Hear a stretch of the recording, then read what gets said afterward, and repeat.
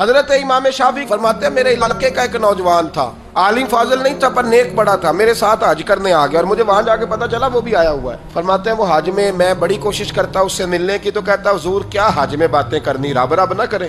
فرماتے ہیں موقع ہی نہ دیتا، جوان تھا بڑا پرہیزگار۔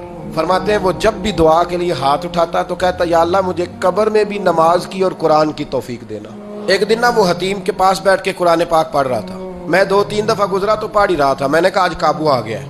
میں اس کے پیچھے بیٹھ گیا اور میرے دل میں خیال تھا کہ جتنا بھی آج پڑھے گا نا میں نے اسے 2-4 باتیں کر کے ہی جانا ہے۔ اس نے قرآن مجید سمیٹا اور میری طرف دیکھ کے کہنے لگا حضور میں بھی آپ کا انتظار کر رہا تھا۔ کہتا میں خوش ہو گیا، لیکن اس نے کمال کر دی، جیب سے چند دینار نکالے اور کہنے لگا حضور آج ظہر کی نماز کے بعد نا میرا انتقال ہو جائے گا، تو یہ نا پیسے رکھ لیں، کفن خرید کے نا تو میرا جنازہ پڑھ کے تو یہاں جنت المعلا میں دفن کر دینا۔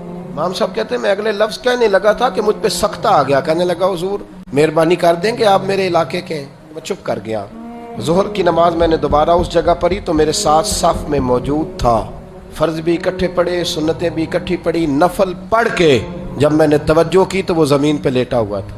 آپ فرماتے ہیں میں نے غسل دیا، کفن دیا، دفن کر دیا۔ کئی سالوں کے بعد میں دوبارہ آیا، اسی جنت المعلا میں مجھے ایک اور جنازہ پڑھنے کا موقع ملا۔ میرے دل میں ہمیشہ خیال آتا تھا کہ وہ تو کہتا تھا یا اللہ قبر میں بھی قرآن کی توفیق دینا، تو یا اللہ مجھے دکھا وہاں پڑھتا ہے کہ نہیں پڑھتا۔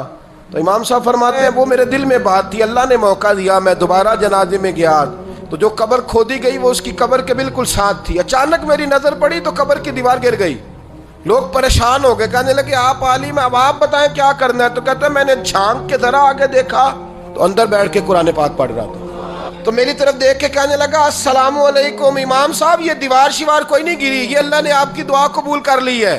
آپ کو پتہ چل گیا نا رب نے مجھے قبر میں بھی قرآن پڑھنے کی توفیق عطا فرمائی۔ بھائی قرآن پاک سے دلچسپی، شوق پیدا کریں، ذوق۔